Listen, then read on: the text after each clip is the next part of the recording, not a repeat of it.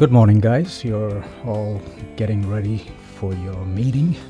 I'm sorry I can't be there, but I thought I'll take you for a ride around my neighborhood. Okay, here we are at the airport. It's called Fox Field Airport, and we're just going to take off. I'll show you a little aerial view of the area where I live. It's called Antelope Valley. It's in Southern California, just about 50 miles north of Los Angeles. Some of you guys have been here, but I never had a chance to take you flying. Anyway, this is the airport. It's called Fox Field.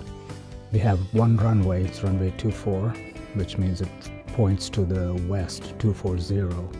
Here we are just taking off, and we're going to be crossing the runway in a second here. And I'm just going to show you some aerial views of the city of Lancaster and Palmdale. Okay, this is Lancaster taking off towards the north, and we're going to transition and show you some pictures further south going towards Los Angeles in a second here. Anyway, it's kind of fun flying the helicopter. I had an opportunity to learn about 15 years ago, and I was very blessed to find a helicopter which was owned by the Ontario Police Department, taken very good care of.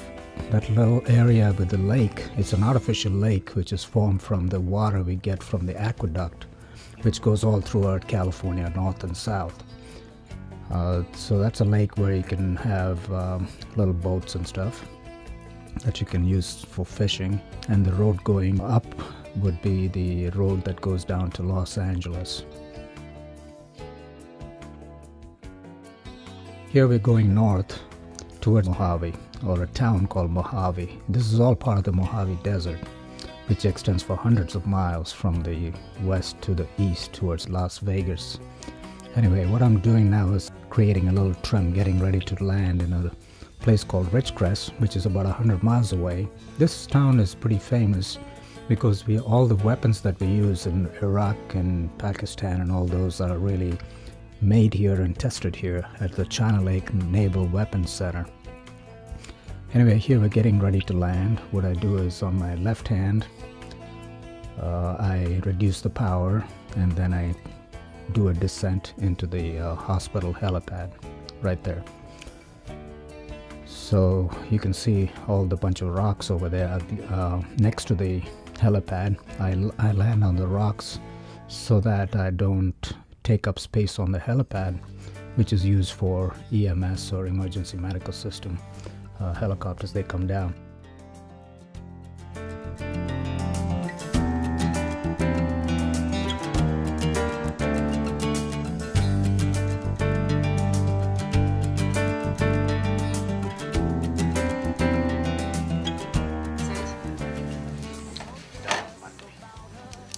Meet Dr. Joe. Hey, Joe, come here.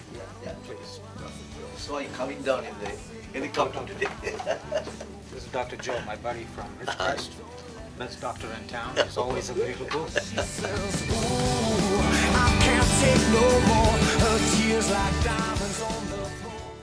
We are back in Lancaster, Palmdale.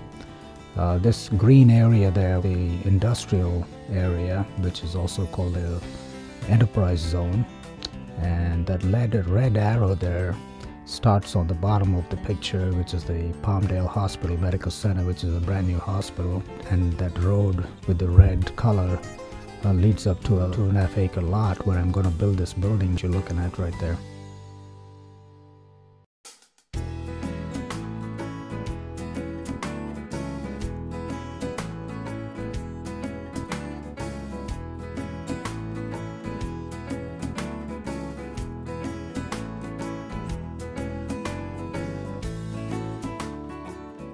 The idea for this building is on the bottom floor we're going to have the surgical center, and on the top floor we're going to have multiple medical offices.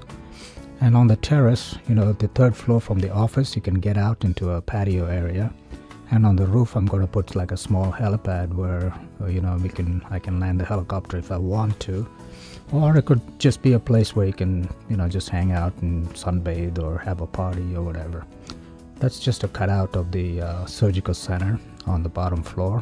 Chandramohan was here at the surgery center getting his procedure about a year ago, around this time actually. And I remember you guys coming out to see me sometime around this time last year. I really enjoyed that. I hope you guys will come back and visit again.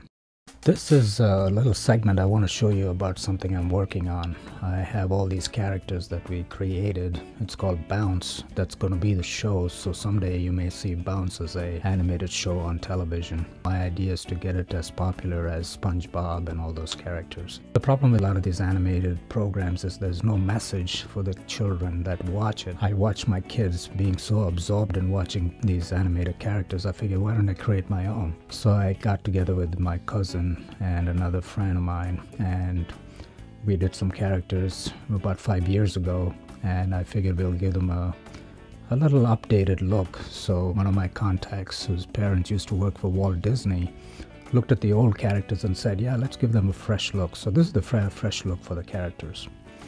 Multiple characters, 5 kids, multicultural kids, so it'll appeal to all kinds of ethnic people who live here.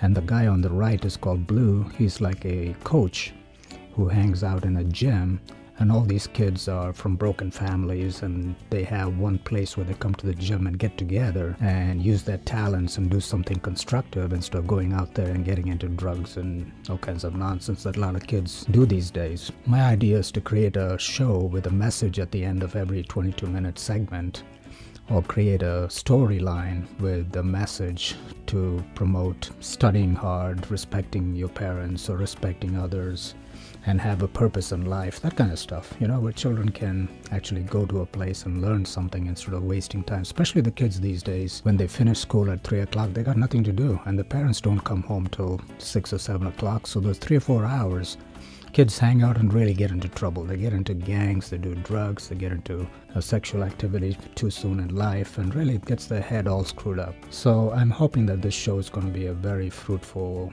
interesting show for children. Anyway, I have a company in Hollywood who's working on a pilot. It should be ready within the next 3 or 4 weeks or so. Oh no, it'll probably be another couple of months. And once I have this pitch, which is going to be a 4-minute segment, then I'm going to show it to Sony and Pixar or whoever, or maybe even Disney. Nick Jr. would be interested, Sony would be interested, Paramount Pictures, who knows. Somebody, if I'm lucky, I'll get this onto a major network, so it could be a very interesting part of my future life, hopefully.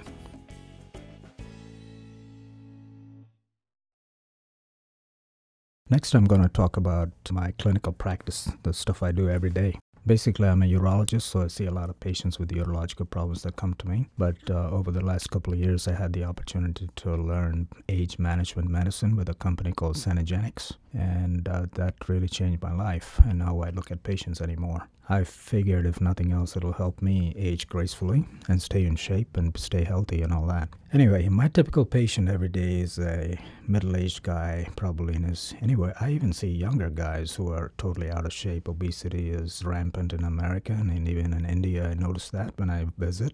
And all I have to do is even look at my classmates. A lot of them have put on a lot of weight over the last several decades. There's a saying that if nothing else gets you, a middle-aged spread would. Okay, so that's true. All of us have trouble with weight that accumulates around our abdomen area. That also translates to visceral fat.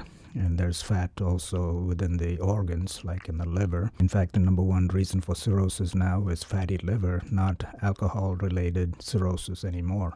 Typically, they come in with a medication list that's just quite mind-boggling. They have about 20 pills they got to take every day. They take pills for high blood pressure, diabetes, high cholesterol, sleep apnea, gastroesophageal reflux, you know, the whole consortium of pills. I'm thinking, how come these patients got so bad?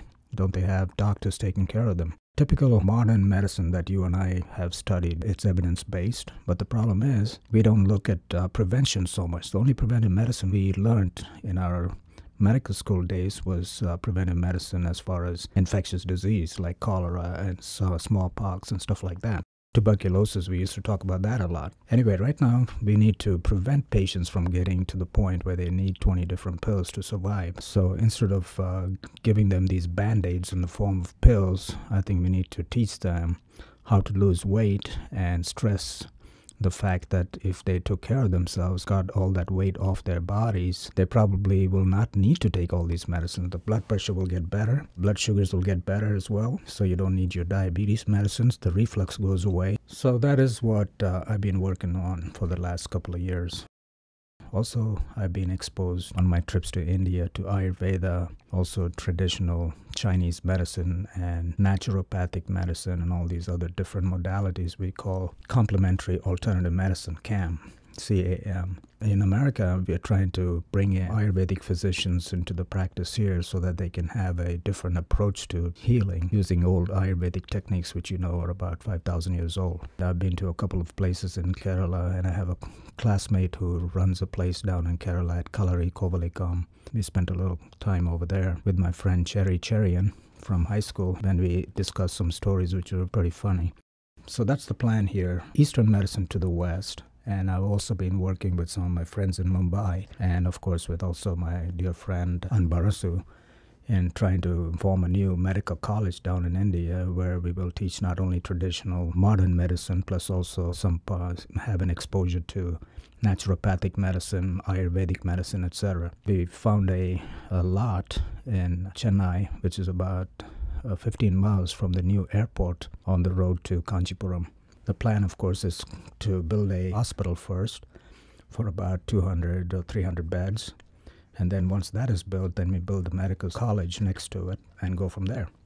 And you guys are all about the same age as I am, and we finished our public service. Maybe you can donate some of your time and energy to help make this idea a reality.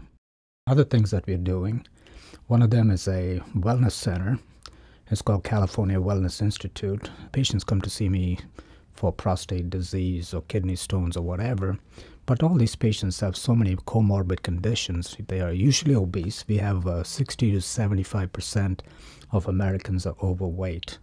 So I've been watching over the last several years, and I've been really interested in total health. So I've been looking into a complementary alternative medicine center. So we're going to call that the California Wellness Institute.